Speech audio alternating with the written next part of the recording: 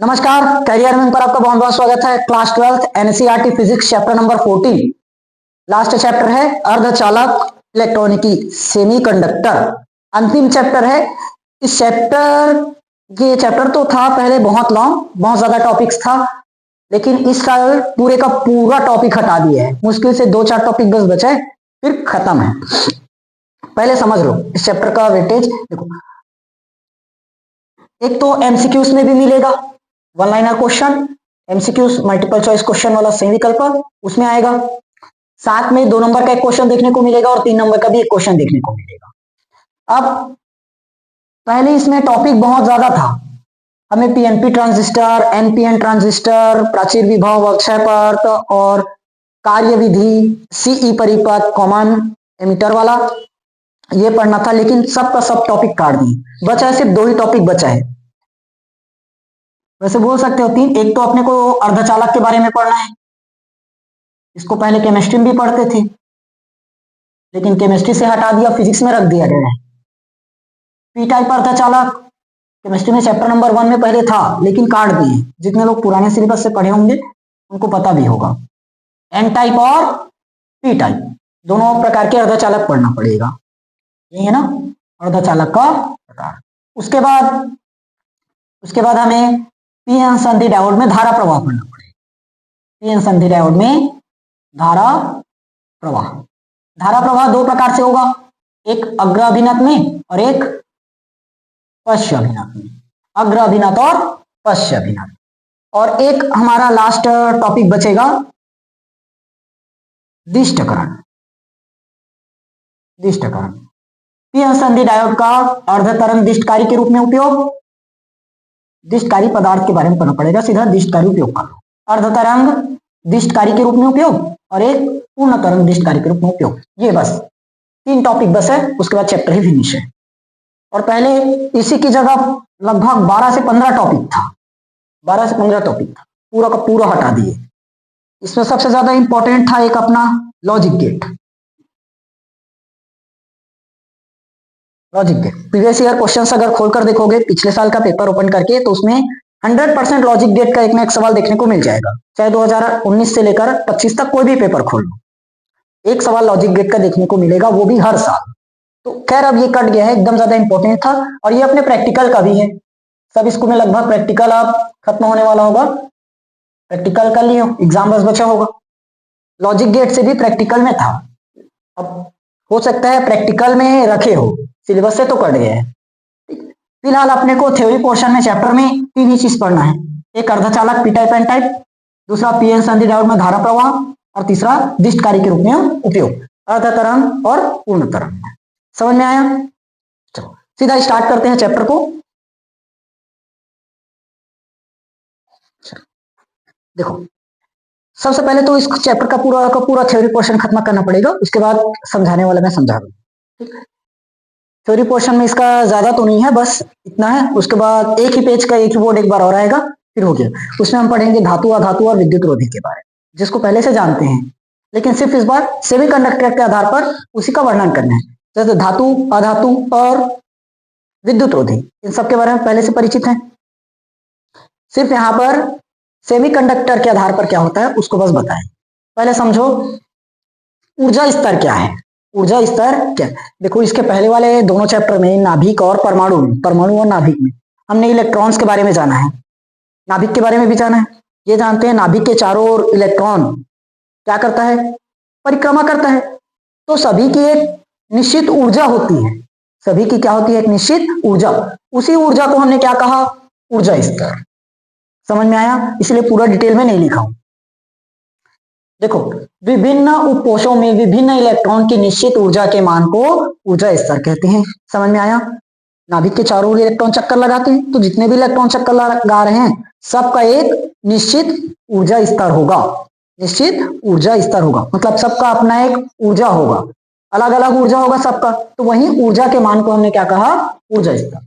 विभिन्न उपकोशों में विभिन्न इलेक्ट्रॉनों की, अलग अलग उपकोश में अलग अलग इलेक्ट्रॉन की क्या होगी? निश्चित ऊर्जा होगा।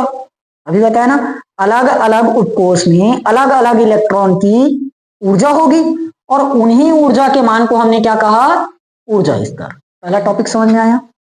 जैसे सिलिकॉन परमाणु का देख लो, 1s2 2s2 2p6 3s2 3p2, ये होता है परमाणु क्रम एक इलेक्ट्रॉनिक विन्यास होगा। तो देखो 1s2 n बराबर 1, n मतलब मुख्य क्वांटम संख्या होता है, ये तो हमने केमिस्ट्री में पढ़ रखा है। तो सामने में आ गया 1 मतलब n बराबर 1, ऊर्जा स्तर पहला क्या है 1, यहां पर n बराबर 2 2p6 2s मतलब 2s2 2p6 ऐसे जाएंगे ना, और n बराबर 3 3s2 3p2। समझ में आई है ऊर्जा स्तर। ये किसका ऊर्जा स्तर है, सिलिकॉन परमाणु का ऊर्जा स्तर। यहां तक क्लियर। उसके बाद आ जाएंगे किस पर, ऊर्जा बैंड पर। देखो अत्यंत पास पास स्थित अनेक ऊर्जा स्तरों के समूह को हम ऊर्जा बैंड कहते हैं। अब ये कैसे होगा, जैसे क्रिस्टल, क्रिस्टल के बारे में समझ लेते हैं। क्रिस्टल क्या होता है, बहुत सारे परमाणुओं से मिलकर बना होगा, एक ही परमाणु से संभव है क्या, मतलब जैसे सिलिकॉन का एक ही परमाणु से क्रिस्टल बन पाएगा, उसके बहुत सारे परमाणु लेंगे तभी तो क्रिस्टल बनेगा। समझ में आया। जैसे NaCl का क्रिस्टल Na और Cl कई कई जगह पर बिखरा रहता है ना, उसकी समन्वय संख्या भी निकालते हैं। वैसे सिलिकॉन परमाणु का भी क्रिस्टल है, एक ही तत्व से क्रिस्टल नहीं बनेगा, उसी तत्व का भले बहुत सारे परमाणु लाना ही पड़ेगा। ठीक, जैसे ये हो गया एक सिलिकॉन, इसी से बस नहीं बनेगा, ऐसे ही बहुत सारे सिलिकॉन मिलकर क्या बनाएगा, एक क्रिस्टल। समझ में आया। एक ही क्रिस्टल, एक ही सिलिकॉन से क्रिस्टल नहीं बनेगा, बहुत सारे सिलिकॉन आएगा तब क्रिस्टल बनेगा। जरूरी नहीं हम सिर्फ सिलिकॉन लें, दूसरे का भी एग्जाम्पल ले सकते हैं, मैंने लिखा इसलिए मैंने बता दिया। समझ में आया। तो बहुत सारे सिलिकॉन परमाणु क्या होंगे, आपस में पास पास आएंगे, आपस में क्या होंगे, जुड़ेंगे ना। क्रिस्टल बनाने के लिए हमें क्या चाहिए, बहुत सारे परमाणु की जरूरत पड़ेगी, तो सब परमाणु क्या होगा, पास पास आएगा। तो जो इनके आंतरिक कोश है, आंतरिक कोश, इनका ऊर्जा स्तर, आंतरिक कोश वालों का ऊर्जा स्तर परिवर्तन नहीं होगा, नगण्य होगा, मतलब परिवर्तन ना के बराबर। समझ में आया। जब हम क्रिस्टल बनाएंगे तो क्रिस्टल बनाने के लिए सब परमाणु एक जगह लाना पड़ेगा, तो एक जगह लाने से जो उनकी आंतरिक स्तर में है, आंतरिक ऊर्जा स्तर, इस पर कोई भी प्रभाव नहीं पड़ेगा, उसमें परिवर्तन ना के बराबर होगा, मतलब नगण्य। लेकिन बाह्य स्तर में बहुत परिवर्तन होगा, बाह्य स्तर में क्या होगा, बहुत परिवर्तन। अब हमने वही लिखा है, देखो अत्यंत पास पास स्थित अनेक ऊर्जा स्तरों के समूह को हमने क्या कहा, ऊर्जा बैंड। समझ में आया। क्योंकि सभी परमाणु क्या होंगे, पास पास आएंगे, पास पास आएंगे, लेकिन आंतरिक ऊर्जा स्तर परिवर्तित नहीं होगा, बाह्य ऊर्जा स्तर क्या होगा, परिवर्तित होगा। तो पास पास आ गए, इन्हीं स्तरों के समूह को हमने क्या कहा, ऊर्जा बैंड। क्लियर हुआ। इस तरह से पूरे सिलिकॉन परमाणु आएंगे। अब ऐसे नहीं आएगा ना, इसका क्रिस्टल अलग बनता है, मैं सिर्फ समझाने के लिए ऐसे बता रहा हूं। सब परमाणु क्या होंगे, पास पास आ जाएंगे। तो पास पास आए और ऊर्जा स्तर है सबके पास, तो ऊर्जा स्तर के समूह को हमने क्या कह दिया, ऊर्जा बैंड। समझ में आया। ऊर्जा स्तर के समूह को ही क्या कहे, ऊर्जा बैंड। ये दो प्रकार से होगा, संयोजकता बैंड और चालन बैंड। अब यहां से एग्जाम रिलेटेड क्वेश्चन आएगा, संयोजकता बैंड और चालन बैंड, यहां से क्वेश्चन बनना स्टार्ट होगा। अब पहला समझते हैं संयोजकता बैंड के बारे में। सिलिकॉन क्रिस्टल में पूर्णतः भरे हुए 4n स्तरों को, जिसकी ऊर्जा क्या होती है, कम, इसे हमने क्या कहा, संयोजकता बैंड। जिसकी ऊर्जा कम होगी उसको संयोजकता बैंड, और जिसकी ऊर्जा ज्यादा होगी उसको चालन बैंड। क्लियर हुआ। जिसकी ऊर्जा क्या होगी, कम, उसको क्या बोलेंगे, संयोजकता बैंड। जिसकी ऊर्जा ज्यादा होगी उसको क्या बोले, चालन बैंड। ठीक। अब आ जाते हैं ऊर्जा अंतराल, संयोजकता बैंड और चालन बैंड। संयोजकता बैंड और चालन बैंड दोनों के ऊर्जा को क्या कहते हैं, ऊर्जा अंतराल, मतलब दोनों के बीच की ऊर्जा को। आया। देखो ये हमने ऊर्जा बैंड बना रखा है, ऊर्जा बैंड समझ में आया ना। ये हमने क्या बना रखा है, एक ऊर्जा बैंड बन गया। यहां पर हमने क्या लगाया है, चालन बैंड। ये क्या है, चालन बैंड, मतलब इसकी ऊर्जा क्या होनी चाहिए, चालन बैंड की ऊर्जा क्या होनी चाहिए, अधिक की कम, अधिक। चालन बैंड की ऊर्जा क्या रहनी चाहिए, अधिक, किससे, संयोजकता बैंड। ठीक। ई मतलब एनर्जी, सी मतलब कंडक्टर, ई मतलब एनर्जी, बी मतलब वैलेंस, वैलेंस मतलब संयोजकता, सी मतलब कंडक्टर होगा। समझ में आ गया। देखो ये होगा हमारा चालन बैंड, इसकी ऊर्जा क्या है, और ये क्या है, संयोजकता बैंड, इसकी ऊर्जा क्या होगी, कम। और दोनों के मध्य ऊर्जा के अंतर को हमने क्या कहा, ऊर्जा अंतराल, गैप, एनर्जी गैप। समझ में आ गया, पूरा थ्योरी क्लियर, ठीक। इसका स्क्रीनशॉट ले लो और नोट कर लो।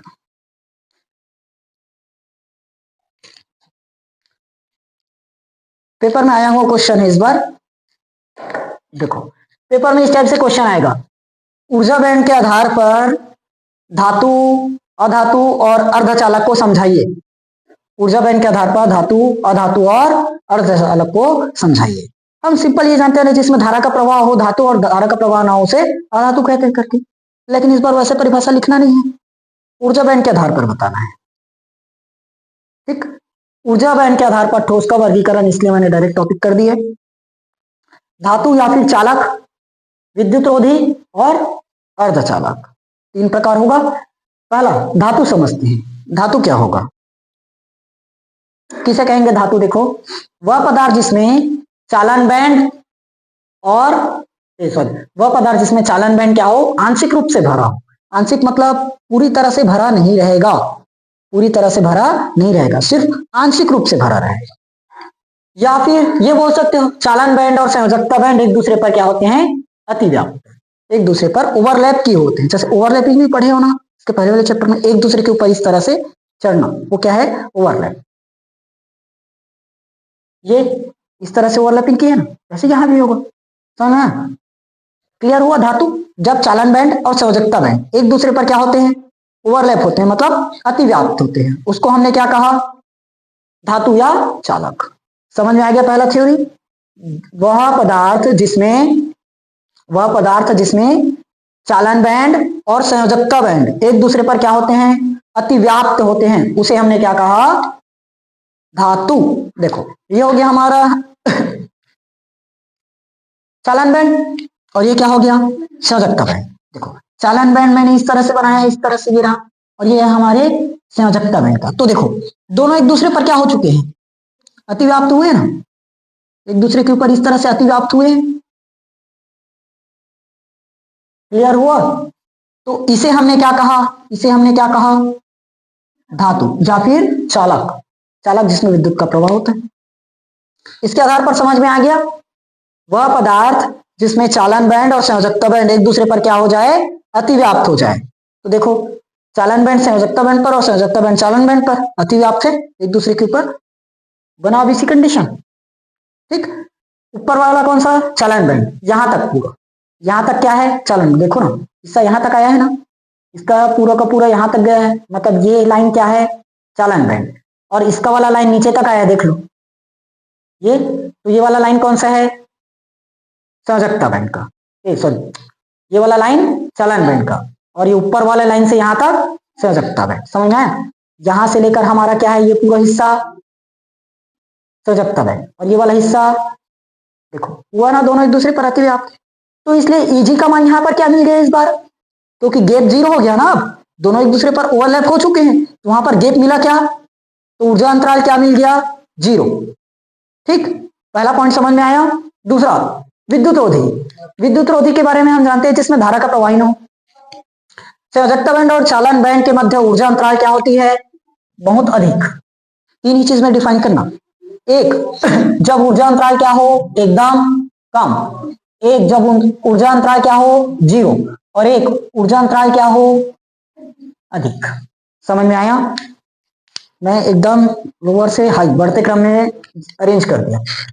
ये क्या होगा हमारा, अर्धचालक, और जीरो पर क्या मिलेगा, चालक, और इसमें क्या मिलेगा, अचालक, क्या है, सॉरी विद्युत रोधी या धातु।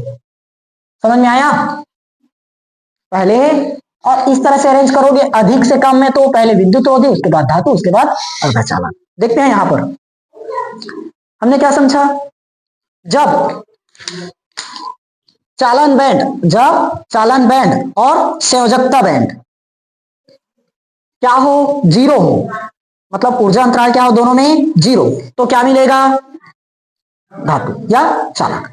जब ऊर्जा अंतराल का मान क्या हो, अधिक, ऊर्जा अंतराल का मान क्या हो, अधिक, तो अधिक पर क्या मिलेगा, विद्युत रोधी। ऊर्जा अंतराल का मान एकदम कम हो तो अर्धचालक। समझ में आया? इसमें ऊर्जा अंतराल कितना आया?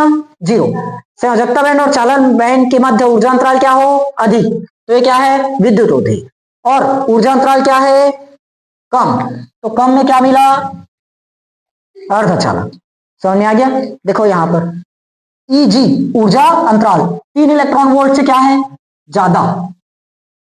यहां पर ऊर्जा अंतराल क्या है? ज्यादा है, तो ये क्या है हमारा? विद्युत रोधी बनेगा। और इसमें क्या है? ऊर्जा अंतराल का मान देखो ना, इसका मान कम है ना, ये कम का साइन। ऊर्जा अंतराल का मान यहाँ क्या है? कम। कम है मतलब अभी क्या बनना चाहिए?